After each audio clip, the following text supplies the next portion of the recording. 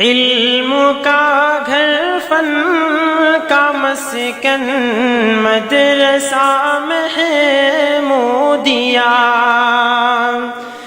علم کا گھر فن کا مسکن مدرسہ محمودیہ، دین و حکمت کا نشیمن مدرسہ محمودیہ۔ واعتصموا بحبل الله جميعا ولا تفرقوا، صدق اللہ العلی العظیم۔ منفعت ایک ہے اس قوم کی نقصان بھی ایک، منفعت ایک ہے اس قوم کی نقصان بھی ایک ہی سب کا نبی، دین بھی، ایمان بھی ایک، حرم پاک بھی، اللہ پاک بھی، قرآن بھی ایک، کچھ بڑی بات تھی ہوئی جو مسلمان بھی ایک۔ حضرات، اسلام کو ایک کمزور دین نہیں، یہ وہ دین ہے جس نے جہالت میں ڈوبی ہوئی دنیا کو علم و عدل، امن اور تہذیب کا راستہ دکھایا۔ اسلام نے غلام کو خلیفہ بنایا، ایک یتیم کو رحمت للعالمین بنایا، اور ایک ان پہ قوم کو دنیا کی قیادت سونپی۔ لیکن آج اگر مسلمان ذلیل و خوار ہے تو یہ اسلام کی کمزوری نہیں ہے، یہ ہم مسلمانوں کی کمزوری ہے۔ ہم نے قرآن کو ثوابوں کے لیے رکھا ہے، عمل کے لیے نہیں۔ ہم نے سنت نبی صلی اللہ علیہ وسلم کو چھوڑ دیا ہے اور دنیا کی چمک دمک کو اختیار کر لیا۔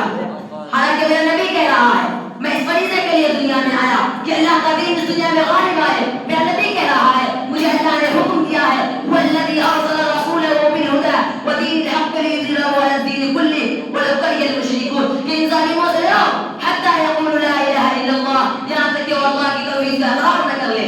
میرے نبی کا وہ چہرہ اطہر جس کی تو مدح بیان کرتا ہے، میں یہ کہتا ہوں یہ مدح تیری نجات کا ذریعہ ہے، لیکن میرے نبی کے چہرے میں کہیں کینے گئی والذی ارسل کے لیے، تیرے اس معنی پر پسینہ بھی آیا دین کے غلبے کے لیے۔ میرا نبی طائف کے دریوں میں پتھریں دکھائے، میرا طلحہ تیریں دکھائے، میرا وزیار زخمیں دکھائے، میرا صدیق صاحب کا ڈس بھی برداشت کرے، میرا تشدد بھی برداشت کرے، میری وہ بہن ام ایمان تلواریں بھی چلائے۔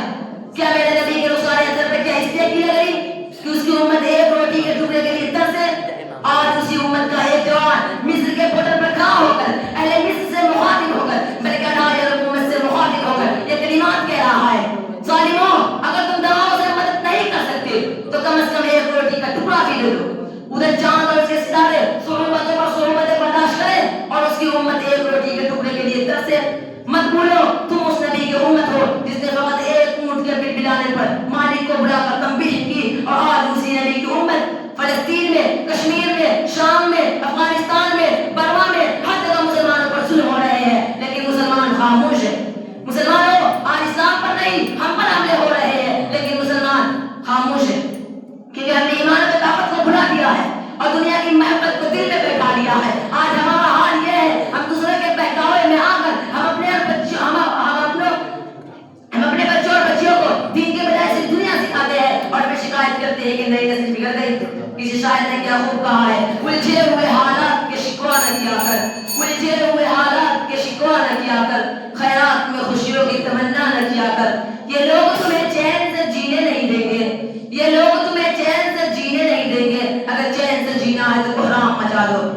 حضرات، یہ بات مجھے روشن کی طرح آیا ہے جب تک مسلمانوں میں قوت و محبت، اتفاق و اتحاد اور ایک نئے محکم کا رشتہ برقرار رہا تو وہ ساری دنیا پر چھائے رہے، اور جب سے انہوں نے ایک دوسرے کی ٹانگ کھینچ لی اور ایک دوسرے کو گرانے کا عمل شروع کیا ہے، اس بیماری کا نتیجہ قرآن کریم میں 1400 سال کا پہلے بتا دیا گیا تھا وَلَا تَنَازَعُوا فَتَفْشَلُوا وَتَذْهَبَ رِيحُكُمْ، تم آپس میں مت جھگڑو، نامراد ہو جاؤ گے اور تمہاری ہوا اکھڑ جائے گی۔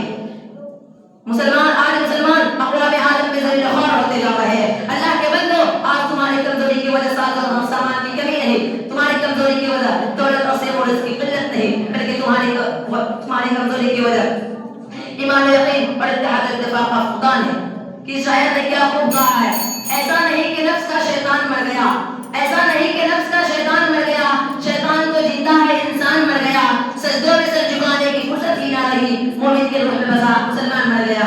وما علیہ الا البلاغ۔